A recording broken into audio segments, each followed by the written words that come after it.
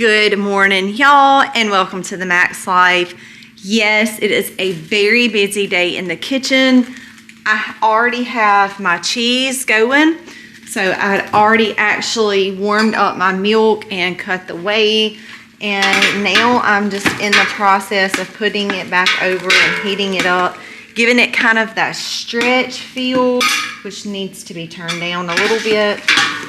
Once we get to that stretch feel, you guys have seen me pour my cheese up into this bowl. Now this bowl is lovely because I do oil this though. It is lovely because once that takes the shape of the bowl and I put it in the refrigerator and it cools off and hardens up, I'm able to hold it by hand and either shred it if I want to shred it, or it fits perfectly on our deli slicer, which makes sliced cheese. So much to do with that cheese. It really is absolutely amazing. It makes wonderful, wonderful cheese dip as well, which I have recently made some homemade cheese dip and it was absolutely fantastic. This pot is just boiling my cheesecloth. I'm giving it a good sterilization.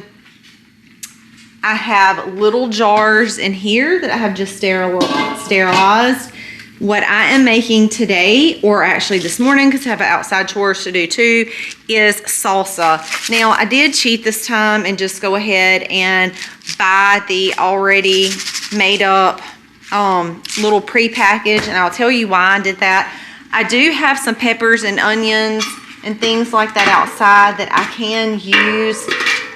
I don't have a good recipe for salsa, so I did a survey actually on Facebook, and I just still have my personal page and asked some local friends what they thought about using Mrs. Wage's salsa, and many of them said that they really loved it.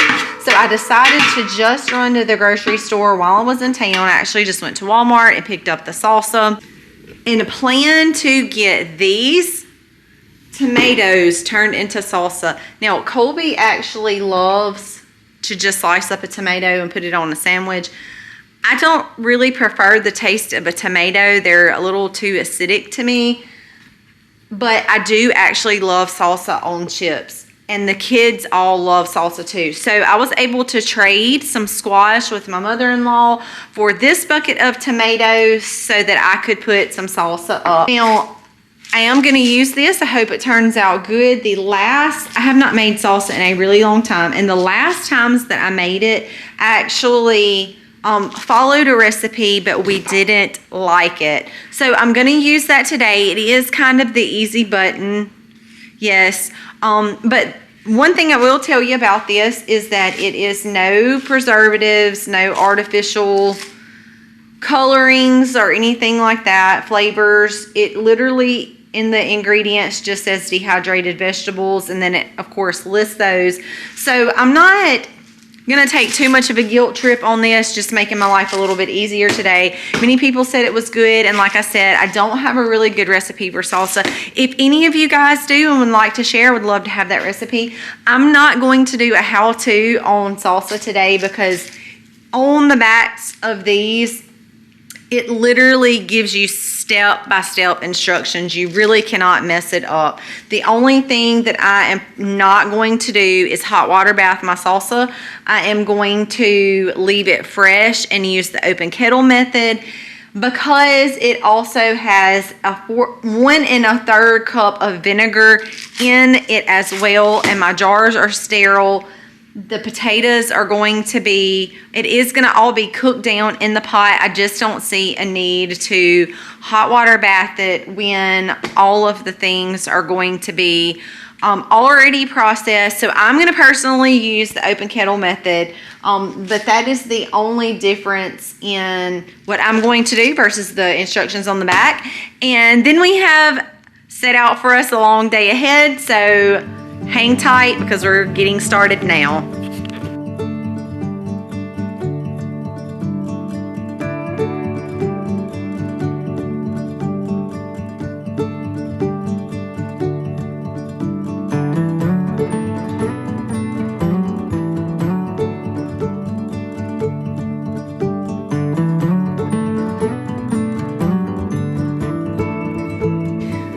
This really is so close to being done. I had some fresh onions that I got up from a place in my flower bed that I say flower, y'all know I don't plant flowers, in an area of my kitchen garden that I needed to put some comfrey there from the greenhouse because I needed the space. They were outgrowing the pots. It was getting too hot in the greenhouse. So anyway, long story short, I brought those out and planted them. These were in the spot, so I dug these up and brought these in. I just added some in here. I added just a little bit of onion. This is almost ready. It smells so good. But I wanted to add this into the video. So here is all of the tomato skins left over. Guys, I'm not chunking these. So basically all I'm chunking is just the green tops and some of the cores. I'm not really worried about that. It's not going to waste because it is going to feed our pigs. It'll go in our pig bucket, but I'm gonna take all these skins and put them in the freezer till the next time my freeze dryer goes on, because I don't want to turn my freeze dryer on just for this. However, I do have some more peppers that I really do need to get picked and get inside and get in the freeze dryer, but I don't know if I'm gonna get to those today. So what I'm gonna do with my skins is go ahead and put them on a freeze dryer tray and put them in the freezer. Then I can bring my peppers in when I'm ready, get those washed, chopped up, put in the freezer, and then I will turn the freeze dryer on and put it all in at the same time. But guys, I'm not wasting these skins. When these come out of the freeze dryer, I will ground those into powder, add them in different soups and stews and stuff that I have that call for tomato. Any tomato-based product, you can add that powder right in, and it really enhances the flavor. So I wanted to tell you guys that I was not going to waste any part of the tomato. None of it on my books gets thrown in the garbage. It either would go in compost, feed an animal, or you can take things and use the byproducts to make other products as well.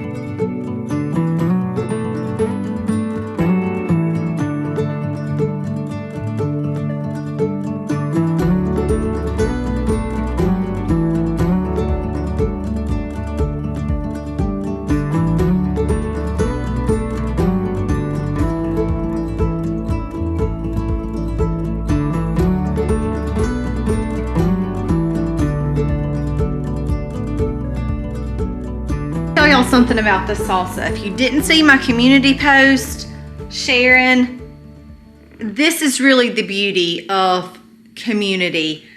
I was able to swap actually with my mother-in-law. I have given her tons of squash. Y'all know that I've had an overabundance of squash. Given her squash, she has had an overabundance of tomatoes.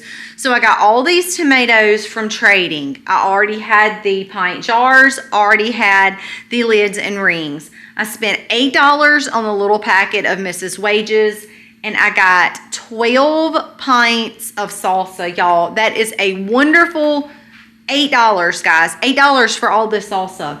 That is the beauty of it. It only took about an hour from start to finish, scalding my tomatoes, getting those skins off, taking the cores and the tops out, cutting them up, adding them back over into my pan with my Mrs. Wages and my vinegar, bringing that to a rolling boil, getting them in jars. To me, I feel like one of the most important things is getting that lid, the top of your jar, very well cleaned. I always use vinegar to do that. Putting my lids on and sealing those down. I've already heard a couple of them pop already. I did taste test the salsa, y'all. I just couldn't help it. I love Mexican food. I love tacos, burritos, quesadillas, salsa, cheese dip, all of the things Mexican. So I couldn't help but to taste some, and it was really good. But I'm glad to have that done. I am going to tell my mother-in-law any extra tomatoes send my way so I can make salsa, because that is how my family loves it the most. I may even make spaghetti sauce and put in jars as well, because I have done that as well in the past. However, I used to use packets of spaghetti sauce. I believe it was from Mrs. Wages. We don't actually love that. So this time I'm going to be making spaghetti sauce like I would normally make with tomatoes and can it like that. Having $8 spent on those jars was quite a deal, I will say so myself. About to run outside and get some chores done. It is almost lunch, But I have several things I need to get done outside. Then I'm going to give you guys an update on where we're progressing in our prepper's pantry area and how that's coming along. I have a little bit more work that I need to get done in there, but I'll show you guys that shortly. Cannot see or tell how hot I am. Very hot. Actually, my hair is like matted with sweat. So, you know, it is what it is when you live in South Mississippi. I just come in with a bowl full of contenders. Now, this was not a big harvest. If you guys are familiar with going out this door, going down to where our plum tree was, our old chicken coop, I had a side of garlic and a side of potatoes. I've already harvested those. Right when I planted those, I had some contender seeds from Survival Garden Seeds, and I planted a tiny row right there. It was just one packet, and it yielded me, of course, you can see, way more than the seed packet was worth. This will feed us probably 2 meals off of the seed packets are $1. You guys see that will give us at least 2 meals. So wonderful thing there, just to take seeds out there, put on that pole. I do have to go back out and cover up that spot. So I needed to come in and get some water. I emptied my composter while I was outside. A lot of you have heard me talk about my kitchen composter, which I absolutely love, because any scraps like this that we had for lunch, I actually picked our lunch. We had cucumbers, strawberries, and I had one tiny little bowl of salsa left from Cannon that I stuck in the refrigerator, and that is what we had for lunch. So I'm just kind of right now picking up my scraps. I do have to go out and do a couple more things, but I wanted to stop for just a minute, and I'm going to share with y'all a story that happened while we were outside. I did not have the camera with me, and to be honest with you, Colby and I were both pretty shaken up after it happened. So bringing my beans in, bringing my composter back in, I'm going to go sit down and share with y'all what just happened, because you guys know we tell y'all all the things that happen and go on around here, and sometimes farming can be very dangerous, very scary, and we literally just experienced that. And I'm going to share with y'all right now what happened. So many of you guys know that we do what's called rotational grazing, where we move our animals from one paddock to another paddock. Our dairy herd, which consists of 2 that are currently in milk, 1 that is due the end of this year. She's not in milk yet. This will be her first baby. That is Dolly. She's our A2 cow. Y'all have heard us talk about her a little bit. And our Jersey bull. So Colby was going to move them from field to field. We pretty much have a run that goes around the back of this area that I'm in right now, takes them into another field, and then we walk them right across one driveway into another gate. Well, when he was transferring them from one paddock to the other paddock, you do have to go across the road, but you have to kind of go down the road and turn into the gate. Our Josie always does perfect. She has been here with us the longest. She's about 6 years old now. We really never have a problem with her. Gus will pretty much, she's so laid back, you have to just go get her. She's just kind of a laid back cow, follow the leader. Really don't ever have that much a problem with her, other than sometimes she won't come to the gate when we shake the bucket. You have to go out and get her. But she's pretty laid back. She's not ever going to show out at all. The bull is not bad, he's just an idiot. And there's really no other way to say it, but he's just an idiot. And Dolly is completely untrained. I won't say that she's wild, but she's a really young heifer and sometimes gets these spurts of wildness. So when you put that together, it doesn't make a wonderful move. Well, Colby had went out and was going to walk them over. The bull didn't go in the gate. He turned and went back up the other side of the road, which means he was just kind of out. And Dolly, the genius, decided to follow him as well. So he called me real quick and said, look, the bull is out. I need you to come over here and help me walk him back in. So I had walked over there, and there were 2 little sticks on the ground that we usually do for fencing. A lot of times we'll pick those up. They're like an arm extension, because a lot of times most of the time, just doing arm movements is enough to steer them where they need to go. So he began to walk behind them. They began to walk back up. The bull turned and went into the gate. Dolly did not. So she turned and went across the road on the other side of the field, which is where we have our corn. She went to running in the corn. Colby went in behind her. Now, here's the thing. Anytime you're dealing with any animals, I know this, Colby knows this, Aiden knows this especially. The little kids don't really ever have to do much with our animals, but they know that you don't ever trust an animal.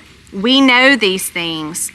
But here's what happened. I'm standing on the other side. You know, I told you she didn't go in the gate. She went back across the road into the corn. So I'm standing on the other side of the road across, like adjacent to the gate, so that I could stand there and kind of wave my arms. And usually that means she wouldn't go around. She would turn into the gate. Well, she turned completely around and went on the opposite side of where I was and the gate was into the corn. So Colby went around the back side of the corn and was going to try to walk her back across. She's running up the corn. Colby's running behind her. She gets to the end, gets back to the road, and just stops. Colby's coming up through the corn and doesn't realize how close he is to her, and she kicks, y'all, and she does make contact with him. And here's the very scary part.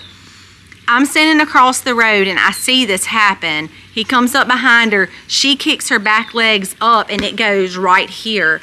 So all I see is her kick in the chest. When she kicks and hits him in the chest, all I see is a motion that just goes completely down. Y'all, it scared me to death because I'm on the other side of the road. I'm trying to explain this to y'all in a sense that you will really grasp what happened.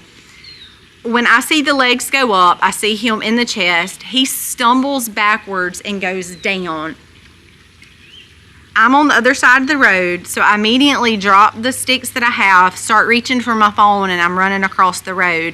Because as a nurse, the only thing that I can think of in my mind is I just seen him get kicked by a cow in the chest, and he stumbles backwards and collapses, basically. When I saw him, the way that he fell made me think that he lost consciousness. And tying back in, going backwards, I'm thinking he just got kicked in the chest, right in the heart area. She has kicked him and stopped his heartbeat, or at least put him in an arrhythmia, and he's lost consciousness and just collapsed. Because it was like y'all, I'm trying to explain it, but it is so hard. It was almost like slow motion for me because the seconds that it happened in seemed so slow. Like I couldn't get there fast enough. So I pick up the phone. I'm running across the driveway. And those are the only things that are going through my head at this point in time. He's just been kicked in the chest. He collapsed on the ground. And I'm thinking that she's put him in arrhythmia. Just alone by the Lord's protection, his arm was up. So even though she kicked, I didn't see his arm. All I saw was it go in the chest and him hit the ground. It hit the muscle right here in the arm, the thickest part of the muscle. So she could have put him in an arrhythmia. She could have hit him in any part of the other bone and broke his arm. It is really bruised and it is really swollen.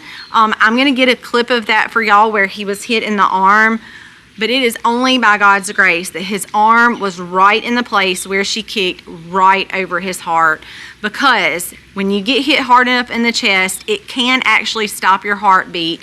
Most of the time it will kick back in, but it's not always guaranteed to come back in a regular rhythm. So that was very scary. I was able to get across the road. He sat up as I was running to him, which was, like I said, only a couple of seconds, but it felt like a really long time. I felt like I couldn't get over there fast enough. But he did sit up, and he told me that she got him in the arm, which at this point in time, he's still mad at the cow, but I'm just saying thank you, Lord, because that could have been so much worse. The only thing that I could think of was something was wrong with his heart, and that's why he collapsed. And I even was, when he sat up, I was yelling, I need to call 911. Do you need me to call an ambulance? And he was able to, he said, no, I think I'm fine. I'm going to be fine. And within a couple of seconds got up, and we looked at his arm. Of course, I told him to ice it, and he didn't do that. But I have some stuff in my kitchen garden that I'm going to gather up this afternoon when we get done with all of our chores. They're actually working on fencing. It is really sore. He is able to use it, but guarded. He is guarding it because the muscle bruising is pretty intense still right now. But guys, that just goes to show you how fast something can happen. Farming is hard work, but farming can also be very dangerous. And we know these things. Don't ever trust them. Don't ever get too close to them, especially coming from the back. But what was so weird is when she got to the end of the corn, she just stopped. Well, Colby is still running up in the corn. So at some point in time in those seconds, you know it's hard to judge how close you are to her. When do you need to stop? We're focusing on getting her put up, but that just goes to show you how fast something can happen, because we always try to be very, very careful, especially when we're dealing with the larger animals like bulls especially, but also like these cows, because they are so big and they are so strong, and they're animals. They're not smart, and they can't think like we can think. So when he come up behind her and she kicked, it's only by God's grace that it didn't get him in the head, and that it didn't get him in the chest, and it only got the muscle part of his arm, because that could have been very, very bad. And my mind always goes to assessing worst case scenarios first. That's just the nursing part of me. So even though he got up and was still mad at the cow, I'm thankful and saying thank you, Lord, for getting up. It could have been so much worse. So I just wanted to share that story with y'all today. You know, sometimes we come out and we show y'all all of the wonderful and all of the great things that we do. We work hard. We bring in these wonderful harvests and reap the benefits of all of the hard work. It doesn't always go exactly as we have planned. Sometimes there are kinks, and sometimes there are bad things that happen. Sometimes as simple as jumping a fence and falling and landing on your ankle the wrong way. Colby still has a little bit of fits with his ankles, because I really feel like there were so many tendons and ligaments torn in there. So that was just something that could have easily been avoided by not jumping the fence. But when the cows are out and we're doing everything we can to get them put back up, you have to be aware of, yes, what's going on, but accidents can still happen. And that was just one of those moments when she's running through the corn, she stops, he misjudges and gets too close to her. And of course, you don't realize how far they can kick out when you're standing behind them and you don't feel like you're that close, but they can still kick out and stretch those legs. And that is exactly what happened. So just counting our blessings, that could have been really, really, really bad. If Colby's arm wouldn't have been there, it could have killed him. It could have definitely put him in the hospital. But we're just so thankful that none of that happened, and that it caught the big muscle part of his arm, and we're not having to deal with any of that. It is just God's mercy and grace on our family, and we are so very thankful for that. So I just wanted to show y'all it's real life. Sometimes things on the farm get real, and that was just one of those real moments. It was very scary. It can be very dangerous, but we don't want to portray a hunky-dory, everything's always perfect, because that is not real life, and we are not going to portray something that is not real here on our farm and in our lives, because we really feel like, in a sense, that's being dishonest, and that's not who we are. So guys, that is what happened today. I'll show y'all an area that I'm going to pull up. I've got to go tarp it. I actually have my X-Acto knife here. I've got to cut that black tarp. It's a weed suppressing the grass, so we're going to cover up that until we're ready to fall plant the later stuff. Probably will be onions and stuff, maybe even potatoes this next January, February planting. We need to get this covered up. It's an area where grass takes over, so I'm going to go do that. I'm not exactly sure if I'm going to get to staining. It's already 3 o'clock. I've been sweating all day and already kind of tired from just losing so much fluid. But I'm not sure. I may get in there and try to do a couple of shelves to get that knocked out. I'm going to give y'all a glimpse of that as well, and Colby's arm. But that's gonna wrap up the day for us, y'all. That's everything that's going on the farm. Things that are happening in the prepper's pantry, and sometimes the accidents that happen that could be very, very dangerous. Like getting kicked by a cow is very dangerous and not something you want to happen. So guys, thank you for joining along. As always, God bless and happy homesteading, y'all. Can you tell? You can. I mean, you can see don't touch it. You can see the lump right there. Yeah, it's right there. The bruising hadn't fully set in. When I turn it like that, that's what's killer. But yeah, you can see. I mean, you can see that lump right there. Yeah. I already told them the story about how you almost died. Man. Crazy cows. Crazy cows.